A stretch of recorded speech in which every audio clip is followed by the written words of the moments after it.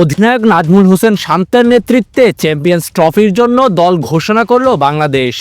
সাকিব তামিমের পর এবার দলে জায়গা হলো না লিটন দাস এবং শরীফুল ইসলামেরও।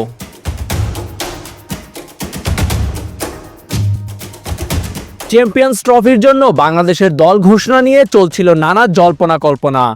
অবশেষে সেই ধোঁয়াশা কাটিয়ে 15 সদস্যের দল ঘোষণা করেছে বিসিবি। দলে জায়গা পেয়েছেন ইনজুরিতে বিপিএল মিস করা সৌম্য সরকার এবং তরুণ ব্যাটার পারভেজ ইমন।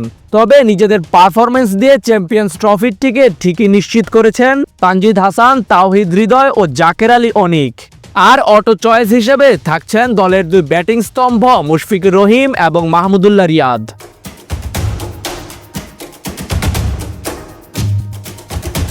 সম্প্রতি সময়ে টাইগার ক্রিকেটে পেস ইউনিটের সোনালী সময় কাটছে।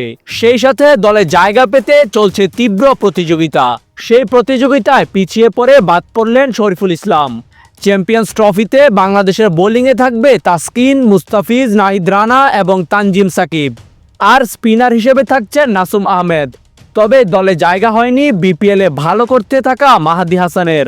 আর অলরাউন্ডার হিসেবে থাকছেন মেহেদী হাসান মিরাজ এবং রিশাদ হোসেন। সব ঠিকঠাক থাকলেও বিতর্ক রয়েছে নাজমুল হোসেন শান্তর অধিনায়কত্ব নিয়ে।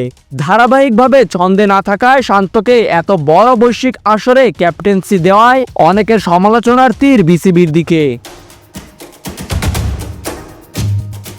তাজিম আশরাফ, বিডি আর্কাইভ।